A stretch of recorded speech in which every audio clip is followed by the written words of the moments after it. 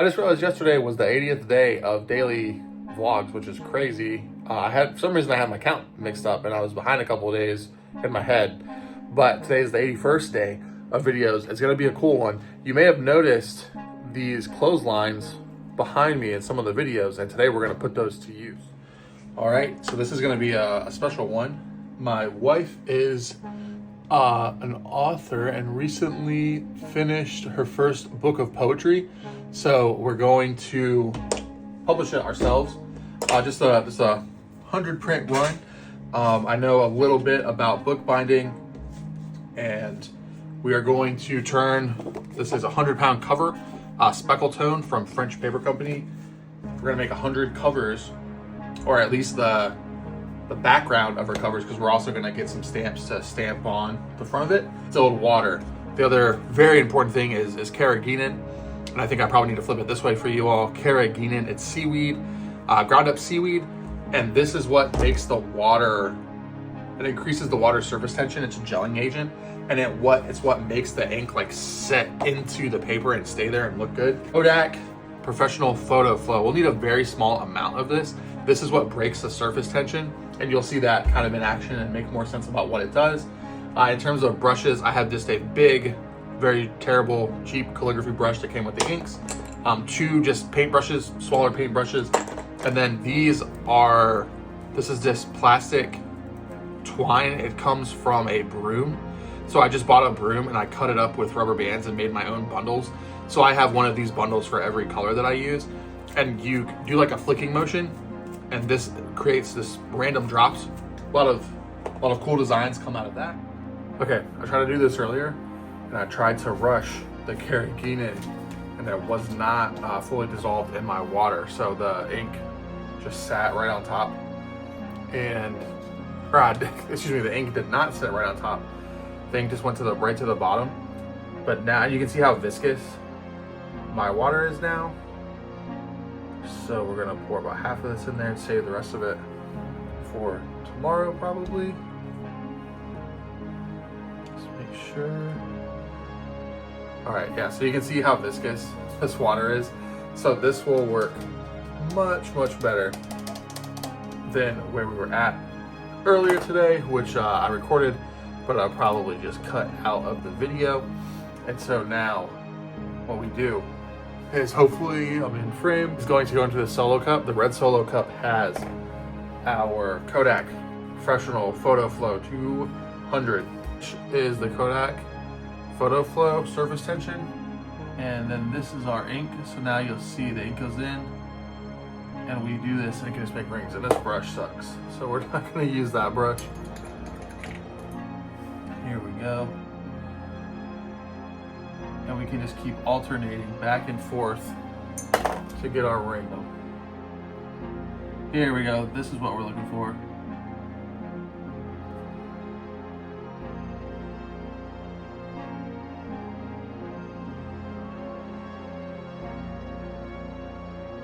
And now you can see the ink just stays right on top of the water.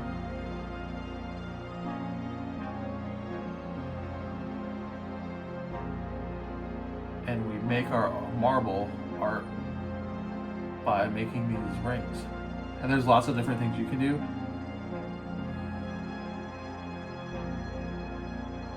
As you can see, like even how I'm doing that, it's making patterns. And you can even, like, you don't have to just all do it in the same spot.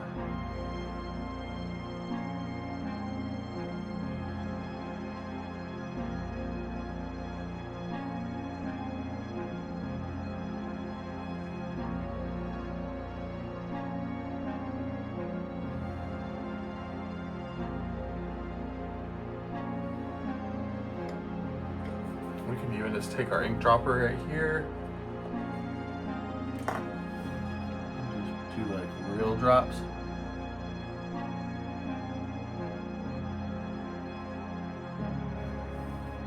And now if we go,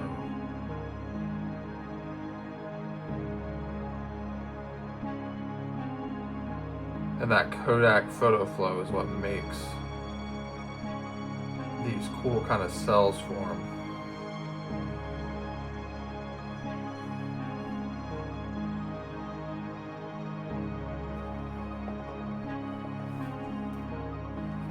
Oh, we gotta not lean on my tray. Let's get that back up to the surface.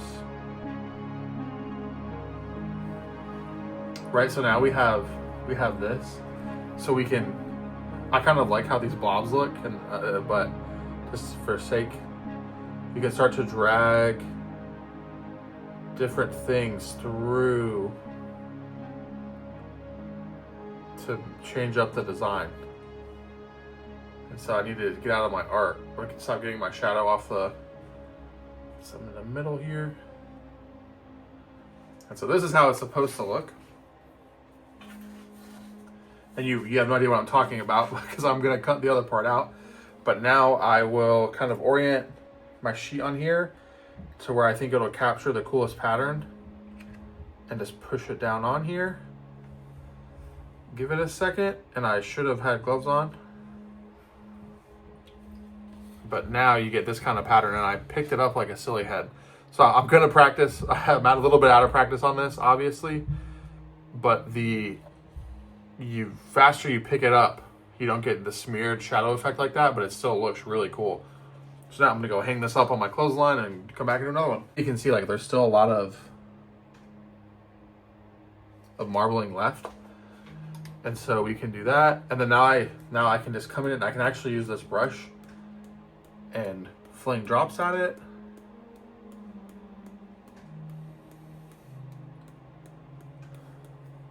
You know, and that's what I use my homemade brush for too. Right, so now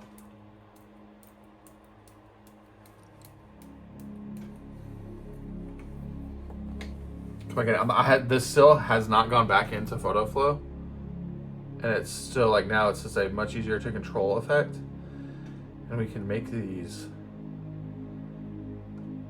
almost like alien looking effects. And sometimes the reason I know how to do this is I used to make notebooks, like leather, very high quality leather journals, and I was selling them before COVID happened. And the place I was selling them in shut down, and then my house flooded, so I never really got back into it after I sold what I had.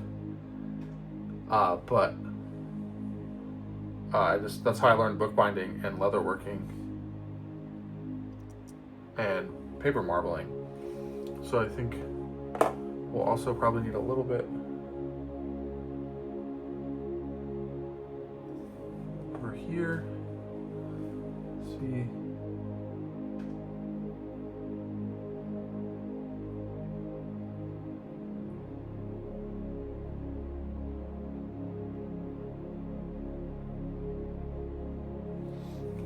And see, like what you can do is you can come in with a little drop and you just keep going boom, boom.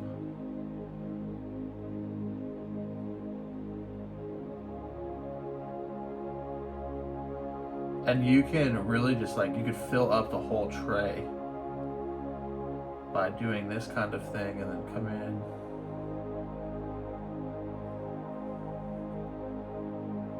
So there's really a ton of cool different things you can do to make your designs in here, because I still, all that other stuff that I've made is still there. And I should have got a better lighting situation so my big old head is not blocking it. But see, like you can come in,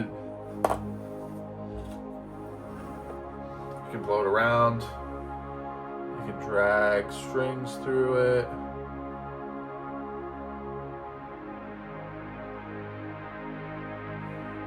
You know, and there's also like in traditional like bookbinding, a lot of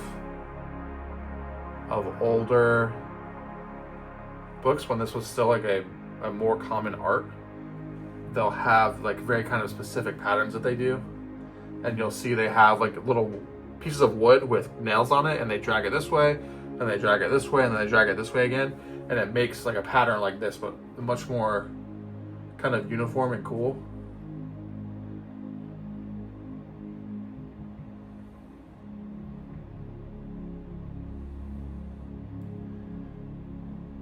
Okay, so I think we're ready for another sheet. And so again, we're gonna try to avoid having the drag marks on this one. So boom. Make sure, give everything a second. And now, straight up. And there we go. Now we look like we know what we're doing. Now it looks great. Drip our excess off. I'm gonna set this one. Okay, so here we go. All the covers I just made, or not all of them actually, I couldn't fit them all on the lines. But you can see, you can really get a ton of different effects. This kind of style is my favorite, where you don't actually like drag anything through it and you just leave the bubbles there. And then this style here is kind of like, it's not very traditional, but it'll give you an idea of like with the boards with the nails, how they drag it through and then drag it through and then drag it through. This is very Metroid inspired. But here's all of them hanging. It's pretty cool. And I'd probably just keep making some a little bit every day till we get to 100. Okay, so if you're here for miniature painting, which at this point, I don't know why you would be. This is where we are. This is 3 hours total on the model. And on our tabard here, we put about an hour in last night. So 2 hours on those buckles and the belt. Or actually probably an hour and a half on the buckles and the belt. And then I'd put in another hour and a half of glazes on this tabard that I just can't film very well. Maybe if I try this. No, maybe. There, can kind of get an idea of where we're at. So a long way to go on the tabard still to get it up. But we gotta stop messing around because that's going to a event / painting competition on next Sunday. So I have exactly a week to finish that model, which has a long way to go. And then the other thing, my 40mm objective that I'll also be entering is this Love Shack outhouse. So I gotta definitely get some work done on this. I have it primed, so it's pretty awesome. All right, I'm gonna call the tabard done for now. But I'm being hypercritical because that's how I'm gonna get better. It kind of sucks. So I'm gonna add clothing and like capes and fabric to my list of what I need to definitely get better at. And like, sure, it's great for tabletop, but it's just like there's visible brush strokes. I don't really like some of the glazing that I did. I don't think my color choice was really that good, but that's okay. I'm gonna move on because it looks fine. Because it looks fine, and I'm gonna work on the rest of the model to get progress there. And at like tabletop distance, it looks great. But again, it's just not a level of painting that I'm trying to achieve. So cloth is going on the list of things to study. And that's really what the point of this miniature is, me figuring out like what specific areas am I deficient in and what do I need to start practicing more of. And that's going to be a lot of technically hobbying. It's making art, which is always cool. And it's cool to do it with my wife. So that was today. Thanks for watching. See you tomorrow for day 82. I got to start remembering that.